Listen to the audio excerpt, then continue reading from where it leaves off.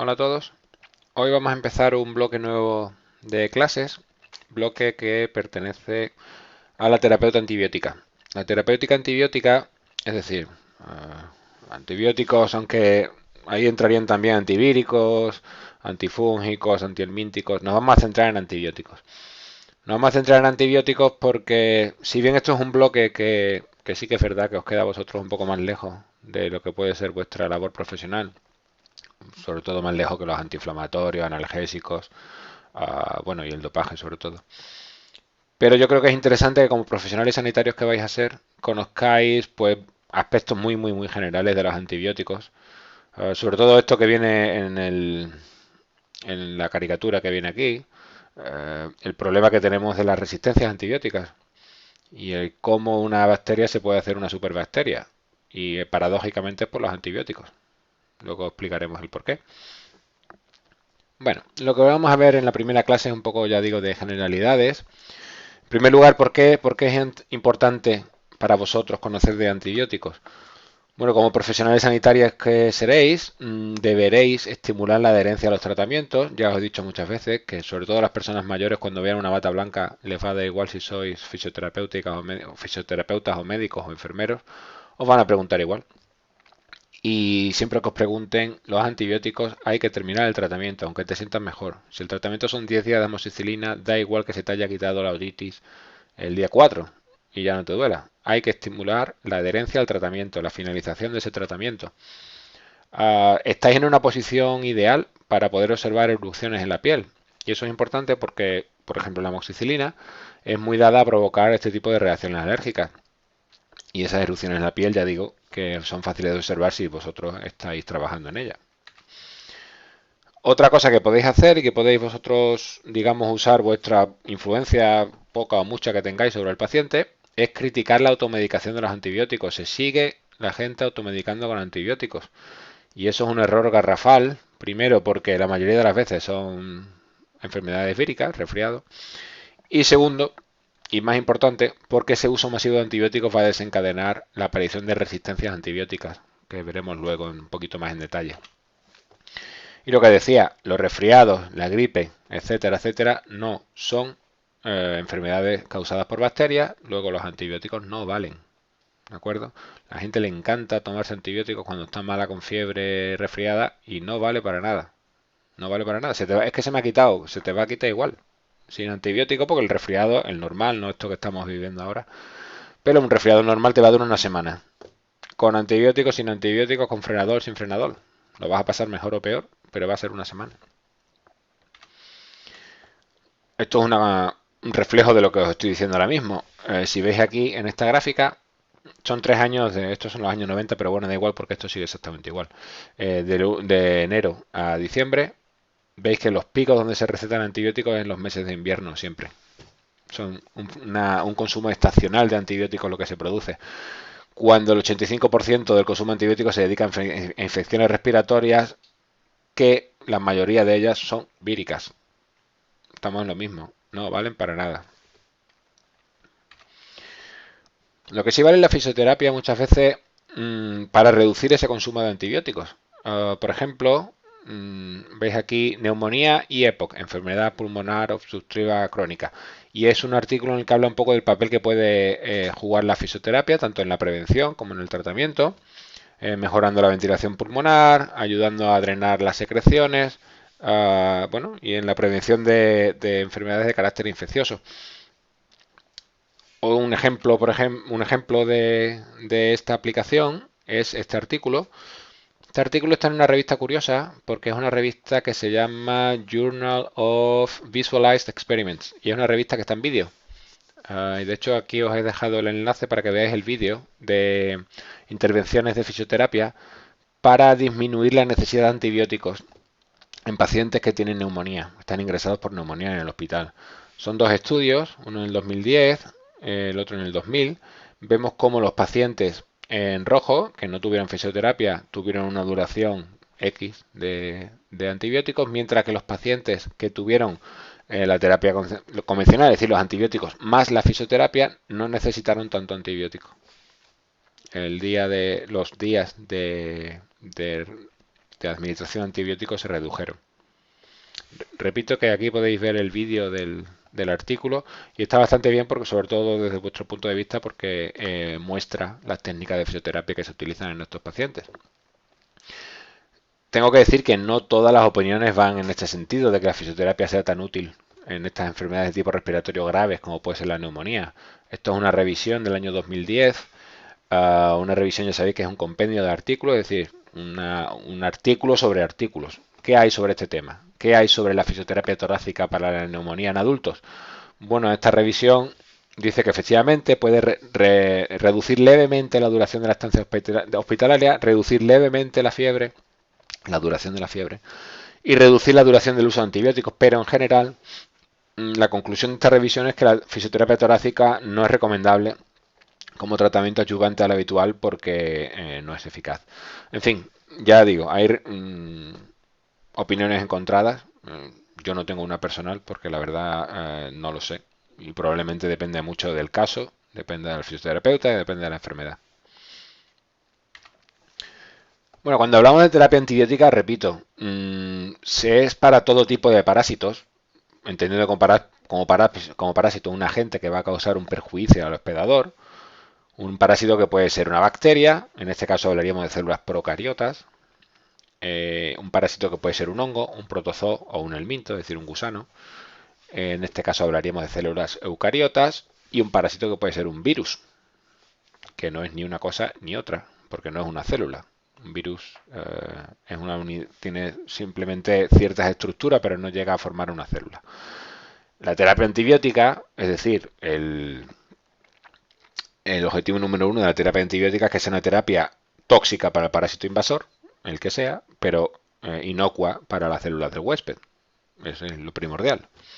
Repito que nosotros nos vamos a enfocar en las bacterias, porque el consumo de antibióticos como los conocemos nosotros, es para las bacterias, para las células procariotas. ¿Qué es esto de células procariotas si no os suena mucho o si no os acordáis?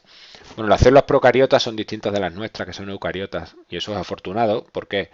Porque si fueran iguales, el antibiótico lo tendría difícil para diferenciar una de otra y podría dañar una célula nuestra en vez de la célula del parásito. Pero la célula es bastante diferente, repito, afortunadamente. Por ejemplo, de dentro a fuera. El DNA, la carga genética de la célula, no está no está en varios cromosomas, solo está en un cromosoma que encima no está dentro de un núcleo, está flotando en el citoplasma, como veis aquí. Hay más cosas distintas, los ribosomas, que ya sabéis son las estructuras de la célula que sirven para traducir ese RNA mensajero en proteína. Bueno, pues esos ribosomas son distintos, tienen distinto tamaño que el de la célula eucariota, que el de nuestras células. La membrana plasmática también la tienen estas células, las células procariotas. En este caso no es muy diferente la membrana y eso veremos que ocasiona problemas algunas veces. La membrana, repito, es bastante parecida a la de la célula eucariota. Lo que sí es diferente, bueno, no es que sea diferente, es que no existe la pared celular en una célula eucariota. Es decir, como veis, tienen unas estructuras muy características, la célula procariota, la célula de las bacterias, que hace que podamos atacarla con antibióticos dejando en paz a las células del hospedador, es decir, a las nuestras. Bueno, vamos a ver en generalidades, como estaba comentando antes, vamos a ver un poco cuáles son las dianas para los fármacos antibacterianos, es decir, dónde atacan el fármaco antibacteriano. Sí, en la bacteria, vale, pero en qué parte de la bacteria, en qué proceso bioquímico de la bacteria ataca. Y para eso vamos a describir un poco, de más simple a más complejo, las reacciones bioquímicas que ocurren en una bacteria. Muy general, todo muy por encima. Existen reacciones bioquímicas de clase 1, de clase 2, de clase 3 y ya tenemos al final las estructuras formadas. No son reacciones, sino estructuras formadas. Bueno, ¿cuáles son las reacciones bioquímicas de clase 1? De clase 1 son las más simples, es decir, la bacteria utiliza glucosa, o, si no es glucosa, una fuente alternativa de carbono, pero normalmente glucosa. ¿Para qué? Para generar energía o compuestos sencillos de carbono, precursores. ¿De acuerdo? Así que en la reacción bioquímica de clase 1 se coge glucosa o otra fuente alternativa y se genera energía y precursores. ¿Para qué? Para que esa energía y esos precursores en las reacciones bioquímicas de clase 2 se usen para formar moléculas pequeñas. ¿Qué moléculas pequeñas? Pues aminoácidos, nucleótidos, fosfolípidos, ese tipo de moléculas. ¿De acuerdo? Tenemos reacciones bioquímicas de clase 1 generamos energía y precursores. Esas energías y esos precursores los usamos en las reacciones de clase 2 para conseguir moléculas pequeñas, aminoácidos, nucleótidos, fosfolípidos. Esos aminoácidos, nucleótidos, fosfolípidos los usamos en las reacciones bioquímicas de clase 3 para ensamblar moléculas más grandes, macromoléculas. Pues si son aminoácidos, proteínas. Si son nucleótidos, ARN o ADN. O incluso peptidoglicano. Peptidoglicano, ya lo veremos, es el otro nombre al que se conoce la pared celular. Y después tenemos, repito, las estructuras formadas, como la membrana celular, que ya veremos que también pueden ser dianas de algunos antibióticos. En general, las reacciones bioquímicas de clase 1 no son buenas dianas terapéuticas para los antibióticos. ¿Por qué? Porque son tan simples que esos mecanismos los tiene también nuestra célula. Si pensáis, es fácil de comprender. Cuanto más simple sea un proceso, más fácil es que sea compartido por organismos muy diferentes. Cuando ya el proceso se va haciendo más complejo, se va haciendo específico de cada organismo. Pero digamos, si nos vamos para atrás, los procesos más básicos son muy comunes en todos los organismos. Con lo cual, si bloqueamos esas reacciones de clase 1 en las bacterias, lo probable es que también las estemos bloqueando en nuestro organismo. Además, no solo eso, si bloqueamos las vías de obtención de energía y precursores a partir de la glucosa, la bacteria puede usar otras fuentes alternativas que sean la glucosa, que no sean la glucosa. Así que, como regla general, las reacciones de clase 1 no son buenas dianas terapéuticas. Las reacciones de clase 2 pueden ser dianas terapéuticas, aunque sean todavía simples, si son específicas del parásito. O no es que sean específicas, pero tienen una mayor sensibilidad que en el hospedador. Por ejemplo, la síntesis del folato. Si os vais a bioquímica de primero, el ciclo del folato. Bueno, pues el ciclo del folato empieza con el folato, obviamente. El folato, nosotros, los animales, lo conseguimos de la dieta. Las bacterias, no. Las bacterias tienen que crearlo. Tienen que crearlo a partir de un compuesto que se llama paramino benzoico, PABA. ¿Vale? El PABA la bacteria lo usa de sustrato para conseguir folato. Y el folato entra en un ciclo cuyo objetivo, entre otras cosas, es conseguir nucleótidos para formar DNA. Por ejemplo, hay unos antibióticos como la sulfamida que actúan aquí. ¿Por qué? Porque la sulfamida es muy parecida al PABA. Con lo cual la bacteria se equivoca e intenta empezar ese ciclo, el folato, intenta construir folato a partir de la sulfamida en vez de a partir del PABA. Con lo cual todo este ciclo se inhibe.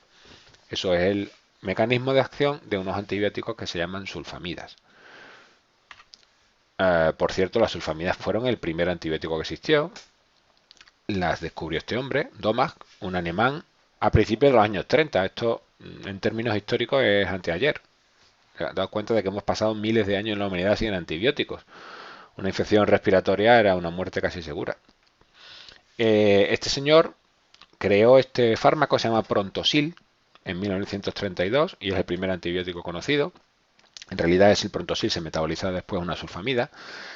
Lo creó a partir de unos tintes de lana. No sé muy bien por qué, cuál era el objeto, pero a partir de esos tintes de lana consiguió sintetizar este medicamento que no podía probarlo con humanos, es decir, era complicado, una cosa nueva, hasta que su hija estaba al borde de la muerte por una infección por estreptococo, una chorrada que ahora mismo se quita con 3 días de acitromicina o de amoxicilina. Y lo que hizo este hombre fue pues darle el fármaco que tenía experimental y la niña mejoró, bueno, se curó. A partir de ahí fue el boom.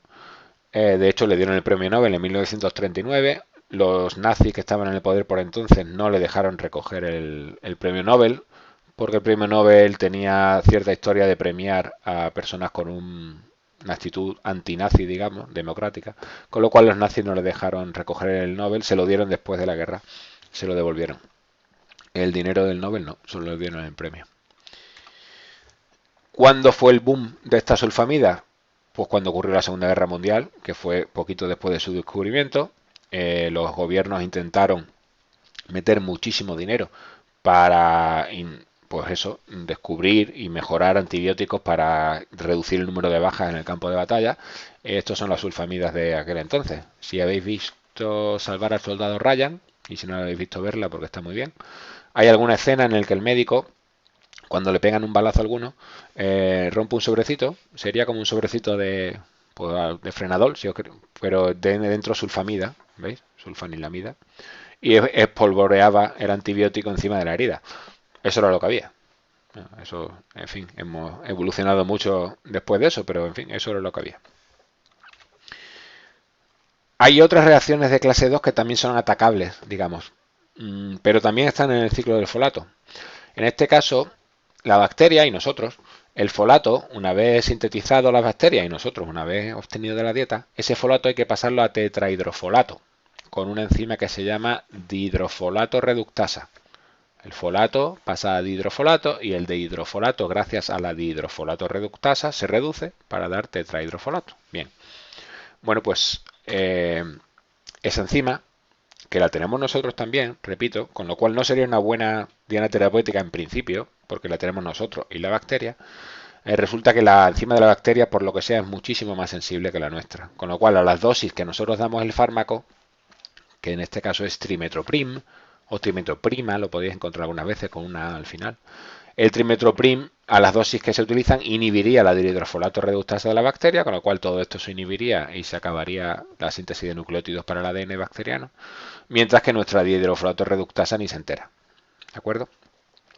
Repito, no es que sea un proceso único de la bacteria, un proceso que también tenemos nosotros, pero la enzima encargada es mucho más sensible en el organismo bacteriano. Esas son las reacciones de clase 2. Pero las mejores dianas terapéuticas para los antibióticos son las reacciones bioquímicas de clase 3. ¿Por qué? Porque son macromoléculas. Y como he dicho antes, cuanto más complejo es el proceso, más fácil es que sea diferente de un organismo de otro. Y en este caso son macromoléculas que se hacen a partir de compuestos sencillos de la clase 2. Por ejemplo, una macromolécula, la pared celular. La pared celular es ideal como diana terapéutica. ¿Por qué? Porque nosotros no tenemos pared celular, con lo cual si diseñamos un fármaco que la ataque, estamos tranquilos que a nosotros no nos va a hacer nada, porque va a romper la pared celular. La pared celular o peptidoglicano tiene esta pinta. Imaginaros una malla, como una malla de alambre de estas que se ven por ahí, para separar, yo sé, una finca, por ejemplo. Pues es una malla que permite, que le da consistencia a la bacteria, por llamarlo así. La malla está compuesta, si hacemos un zoom, digamos, de dos azúcares, N-acetilmurámico, N-acetilglucosamina. Del N-acetilmurámico pende un péptido de 4 aminoácidos, que simbolizan estos 4 óvalos rojos. Es un péptido, repito, que pende del N-acetilmurámico. Y digamos, para darle consistencia a esta malla, para entrelazarla, hay unos puentes de 5 aminoácidos de glicina. Se llaman puentes de pentaglicina, que es lo que conecta unas columnas con otras. De manera que se forma la malla. Esa malla que le da consistencia a la bacteria y, digamos, protección frente a ataques externos. Bueno, pues es una muy buena diana terapéutica. Por ejemplo, ¿para quién? Pues para el antibiótico, yo creo que es el más famoso y que se sigue utilizando en mayor número en todos los países, que son los antibióticos beta-lactámicos, que no sonará, pero sí os sonará el miembro más preponderante de ese grupo, que es la penicilina, y su prima hermana, que son las cefalosporinas. En plural porque hay muchas, hay muchas penicilinas, muchas cefalosporinas. Estos beta-lactámicos lo que hacen es inhibir ese puente de pentaglicina, con lo cual la malla no se forma, queda deslavazada y por lo tanto la bacteria sin pared celular no puede vivir. La penicilina, que como todos sabéis, o si no deberíais saberlo, la descubrió, no la inventó, la descubrió Alexander Fleming en los años 20. La descubrió porque de una forma bastante casual, supongo que os suena la historia. Él tenía unas placas de Petri donde se cultivan bacterias y esas placas de Petri las quedó al aire y se le contaminaron con hongos, con el hongo Penicillium, que es este de aquí. Bueno, pues se dio cuenta ese hombre de que alrededor del hongo no crecían colonias bacterianas, solo había colonias bacterianas lejos, cerca del hongo no. En vez de tirar la placa porque se había estropeado, como hubiéramos hecho el 99% de los investigadores, lo que hizo este hombre fue preguntarse por qué alrededor del hongo no crecía bacterias. Pues no crecían porque el hongo Penicillium secreta penicilina y la penicilina mata a las bacterias. Eso fue, digamos, la base teórica de sacar la penicilina. Pero ¿cuándo la penicilina se empezó a usar con personas? Que es lo que nos importa. Pues eso no fue hasta los años 40 y esto se desconoce bastante y yo creo que es casi tan importante como el descubrimiento inicial. Es este hombre, Alexander. Alexander era un oficial de policía en el año 41, 42, en fin, no lo sé, al principio de la Segunda Guerra Mundial. Bueno, pues este señor se cortó al afeitarse, una estupidez. Se cortó al afeitarse.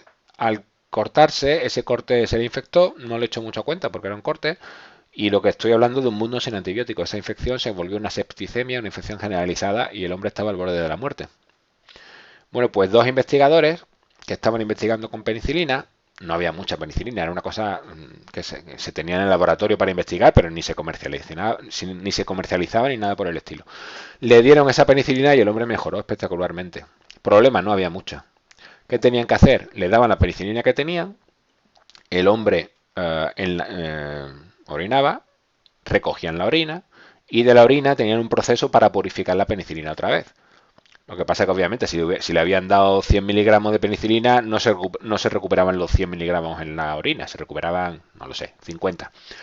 De manera que seguían haciendo eso hasta que se les acabó la penicilina y ya no pudieron extraer más de la orina. El hombre había mejorado, pero como se acabó el suministro de penicilina, volvió a enfermar y murió.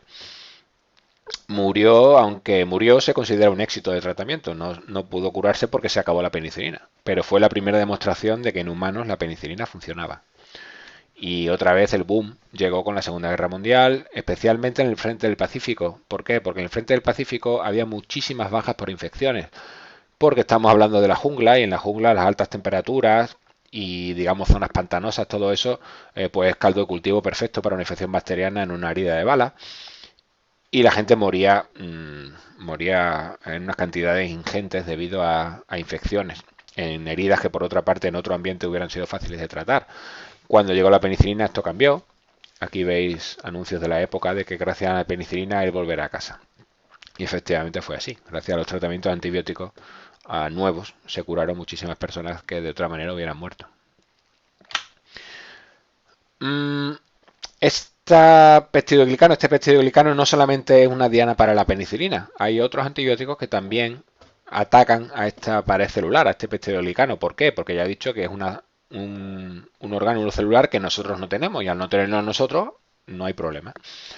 Mirad, ya he dicho cómo se forma la pared celular con N-acetilmurámico, N-acetilglucosamina, los 4 péptidos que penden del N-acetilmurámico y el puente de pentaglicina. Esto se sintetiza dentro de la célula parte por parte. Imaginaros unos ladrillos que se van sintetizando. Bueno, pues hay una especie de carretilla biológica que se llama bactoprenol, que está en la membrana y es una especie es un transportador que va recogiendo todas esas piezas y las ensambla. ¿De acuerdo? Aquí está todo ensamblado. Y una vez ensamblada, la suelta hacia el exterior, que es donde se van juntando estas piezas unas con otras para formar la pared celular. Y esta carretilla biológica vuelve a su sitio y se regenera. Bueno, pues en todo este proceso también hay antibióticos que ejercen su efecto. Por ejemplo, la cicloserina impide ese péptido de 4 aminoácidos que cuelga del N-acetilmurámico. Hay más cosas, la bacitracina impide que esa carretilla biológica, el bactoprenol, se regenere, con lo cual estas piezas no se pueden ensamblar, no tenemos pared celular. La vancomicina, que es un antibiótico de uso hospitalario muy utilizado en infecciones muy graves, lo que evita es que este ensamblaje de la pared salga al exterior, con lo cual no se forma la pared celular. En fin, en general, que tengáis la noción de que la pared celular es una macromolécula que pertenece a las reacciones bioquímicas de clase 3 y que por lo tanto es muy buena diana terapéutica para los antibióticos. Pero no es la única reacción de clase 3, esta síntesis del peptidoglicano, que es buena diana. Otra reacción de clase 3 de formación de macromoléculas, en este caso de formación de proteínas, una macromolécula que se forma a partir de aminoácidos, que son moléculas más sencillas, es la síntesis proteica. Y diréis, bueno, pero nosotros también tenemos síntesis proteica, sí, pero los ribosomas, que es donde se produce esta síntesis proteica, son diferentes. Tienen un tamaño diferente. Los nuestros son más grandes. Este tamaño son de 30S y 50S. Hay dos subunidades, una pequeña, una más grande. Las nuestras, las dos unidades son más grandes, con lo cual podemos diseñar fármacos que ataquen a los ribosomas y a nuestros ribosomas los dejen en paz, porque son distintos. Vamos a revisar un momentito cómo es la síntesis proteica en la bacteria para así poder comprender cómo interfieren con esa síntesis proteica los fármacos. Mirad, esta es la subunidad grande del ribosoma. En la subunidad grande hay dos zonas, la zona P y la zona A. En la subunidad pequeña se inserta el ARN mensajero. Ya sabéis que el ARN mensajero es lo que se va a traducir. Esta especie de tridente es un ARN transferente.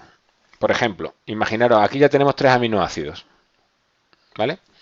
Ahora tendría que entrar un nuevo aminoácido, valina, que se quiere incorporar a esta fila de aminoácidos para ir formando la proteína. Bueno, pues los aminoácidos no entran solo en el ribosoma, vienen acompañados de uno de estos tridentes que se llaman ARN transferentes. El ARN transferente entra en la zona esta de la derecha que se llama zona A, mientras que en la zona P está el ARN transferente que lleva a todos estos que están ya formados, toda esta fila de aminoácidos ya formada.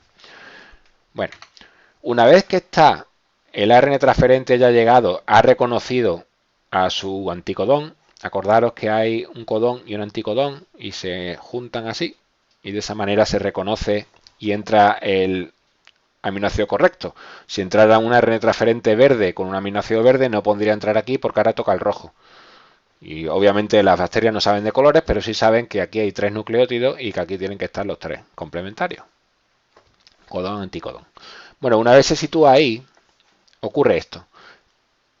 La hilera de antibióticos que teníamos, de aminoácidos que teníamos ya formada se separa de este ARN transferente y se une al aminoácido nuevo. Eso se llama transpeptidación. Esa hilera de 3 aminoácidos se ha unido al aminoácido nuevo que acaba de entrar. ¿Y ahora qué hay que hacer? Pues este ARN transferente, que ya no nos vale, porque ya no está unido a nada, se larga. El ARN rojo pasa a la zona P, la hilera de aminoácidos se traslada con el ARN transferente a la zona P y el ARN mensajero corre una posición de manera que ahora queda una zona vacía, entraría un ARN transferente verde, en este caso la metionina, con su tridente ARN transferente que reconocería al codón de aquí y empezaría todo otra vez. Así se forma la formación de proteínas en la bacteria. Las tetraciclinas, que son unos antibióticos muy utilizados, ya no tanto, hace 30 o 40 años eran muchísimo más, lo que hacen es evitar que este ARN transferente que llega pueda entrar en la zona A, porque compite con el ARN transferente por esa zona A. Los aminoglucósidos, que también son unos antibióticos muy utilizados, impiden el reconocimiento codón-anticodón. ¿Vale? Ese ARN transferente se confunde y en vez de unirse al rojo se une al verde, porque el reconocimiento codón-anticodón está impedido. El cloranfenicol, que es otro antibiótico que solo se da por vía tópica en humanos, porque es bastante tóxico si se da por otra vía. El cloranfenicol, repito, impide la transpeptidación, impide que esos 3 aminoácidos se desenganchen de ese ARN transferente y se unan a la valina que acaba de entrar. Por último, la eritromicina lo que evita es que venga el siguiente ARN transferente. Bloquea el acceso. ¿De acuerdo? Bueno, pues estos son formas de evitar la síntesis proteica en la bacteria. Repito, ¿por qué se puede hacer? Sin problemas entre comillas. Todos los fármacos tienen efectos adversos, pero sin problemas graves. ¿Por qué? Porque en nuestros ribosomas nuestra síntesis proteica es diferente, porque los ribosomas son mucho más grandes, pero más grandes. Con lo cual no hay problema de inhibir a nuestros ribosomas mientras inhibimos a los de las bacterias. Vamos a pasar a otras reacciones de clase 3, otras macromoléculas. ¿Quiénes? Bueno, pues el ADN. El ADN es otra macromolécula, igual que las proteínas, igual que el peptidoglicano. ¿Por qué es una macromolécula? Porque está formado de, digamos, ladrillos más pequeños, en este caso los nucleótidos. Muchos nucleótidos forman ADN, igual que muchos aminoácidos forman una proteína. Cuando uno representa el ADN, normalmente se ve así. Muy bonito, una doble hélice y tal. Eso no está así, eso está así. El ADN está completamente enrollado. Si tú desenrollaras un ADN, por ejemplo, de Escherichia coli, que es una bacteria que todo el mundo conoce, el cromosoma de Escherichia coli, cuando tú lo desenrollas, mide 1 centímetro. Y 1 centímetro es una cosa visible. Una bacteria de Escherichia coli es microscópica, no la puedes ver. Bueno, pues se enrolla tantísimo que es capaz de caber dentro. ¿Qué ocurre con esto? Que la bacteria necesita enzimas para poder desenrollar ese ADN poco a poco. Porque si no, no lo podríamos copiar. La bacteria obviamente tiene que copiar ese ADN para reproducirse y para formar ARN también. Entonces imaginaros que está completamente enrollado y por zonas se va desenrollando poco a poco para que queden expuestos los nucleótidos y la ADN polimerasa sea capaz de ir copiando los nucleótidos y poniendo uno encima de otro, como estáis viendo en la imagen. Es decir, las dos cadenas de ADN se separan y en cada cadena se va a generar otra copiando los nucleótidos, como veis aquí. Pero para eso, repito, tiene que estar desenrollado el ADN. ¿Quién lo desenrolla? Pues una enzima que se llama ADN girasa. Y el otro nombre es la topoisomerasa 2, es lo mismo. Bueno, pues hay unos antibióticos muy utilizados en la actualidad que se llaman fluoroquinolonas y que si os digo los nombres en las próximas clases os los iré diciendo, os sonarán seguro porque son muy utilizados. Las fluoroquinolonas lo que hacen es inhibir la ADN girasa, con lo cual la bacteria no es capaz de desenrollar el ADN y por lo tanto la polimerasa no es capaz de copiar esos nucleótidos. Hay otros antibióticos que lo que son capaces de inhibir la polimerasa, es decir, la bacteria desenrolla bien el ADN, pero después le da igual porque no son capaces de copiar esa hebra de ADN. Por ejemplo, actinomicina, rifamicina, rifampicina. Y por daros algún antivírico, no solamente antibióticos para las bacterias, en la ciclovir, que igual a alguien le suena si tiene herpes, estos herpes labiales que salen muchas veces con el estrés o con la fiebre, algunas veces, bueno, pues si vais a la farmacia os van a dar una pomada de ciclovir. Y esa ciclovir lo que hace es inhibir la polimerasa del virus del herpes en este caso. Así que hemos visto reacciones bioquímicas clase 1 no son buenas dianas terapéuticas. ¿Por qué? Porque las reacciones son muy básicas y se comparten la mayoría de las veces con el hospedador, con lo cual no es un buen objetivo. Reacciones bioquímicas de clase 2 un poco más complejas.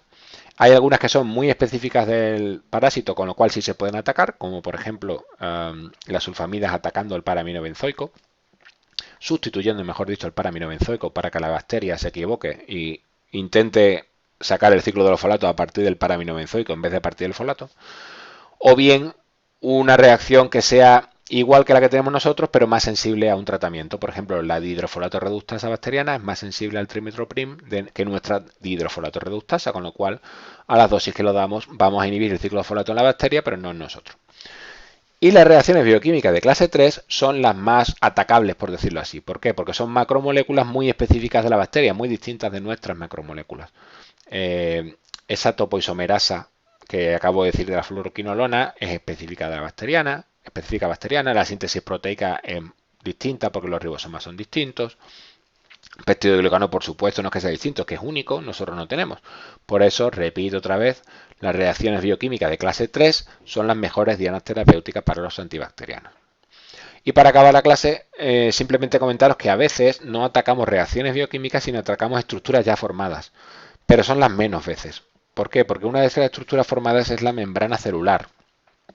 En la membrana celular, ya he dicho, la membrana es muy similar a la que tenemos nosotros. No solo la membrana, también hay orgánulos intracelulares y otros órganos, por ejemplo los microtúbulos. Los microtúbulos que también tenemos nosotros, si os acordáis de la mitosis, se formaba ese uso en los cromosomas que tiraba y se llevaba una mitad de los cromosomas para los polos de la célula. Esos son microtúbulos, pero que en organismos como los helmintos, como los gusanos, son muy importantes porque funcionan también como citoesqueleto, por ejemplo. En fin, hay antihelmínticos que atacan a microtúbulos, antineoplásicos también atacan a los microtúbulos. Lo mismo en el tema del dopaje. Incluso hay antihelmínticos que atacan a las fibras musculares del parásito. En fin, no solo repito, las dianas terapéuticas son reacciones bioquímicas, también estructuras formadas. Decir también que con la membrana, aunque ya digo que son similares a las eucariotas, hay antibióticos que atacan la membrana. Por ejemplo, las polimixinas. Son tan eficaces atacando la membrana que no los podemos dar por vía oral en principio en humanos, porque serían muy tóxicos, porque se cargarían nuestras membranas también. Así que lo que se hace es por vía tópica. Son bactericidas, bactericida que significa igual que insecticida mata a los insectos, bactericida mata a las bacterias, ya está. Tenemos otros fármacos como anfotericina que son antifúngicos que atacan al ergosterol, es un compuesto que está en la membrana del hongo. Y es un fármaco que también ataca una estructura formada. ¿De acuerdo? Que sepáis, por cierto, que la polimixina es un componente, si alguien tiene tatuajes o tiene piercing, seguramente os han recomendado esta pomada, dermisón y triantibiótica, que tiene polimixina, bacitracina, que también lo he comentado anteriormente, que era ese antibiótico que inhibe la función de esta carretilla biológica llamada bactoprenol, que formaba la pared celular, el peptidoglicano, y neomicina, que no lo he comentado por no meterme más en detalle. Es una pomada triantibiótica por eso, porque tiene 3 antibióticos. ¿Y por qué es una pomada y no un jarabe? No se puede dar por vía oral, porque la neomicina también es muy tóxica, por cierto, y la polimixina es muy tóxica, ataca las membranas y no queremos que ataquen nuestras membranas, pero en infecciones provocadas por tatuaje o por piercing, incluso como para prevenir estas infecciones, son muy útiles. Bueno, pues con esto acabamos la primera sesión de la terapia antibiótica y su relación, bueno, aunque sea lejana en algunos momentos, su relación con la fisioterapia. La siguiente clase sí que vamos a ver algo que quiero que tengáis más claro, que son las resistencias antibióticas y qué podéis hacer vosotros para predicar un poco con el ejemplo y con vuestra palabra para disminuir el riesgo de estas resistencias antibióticas.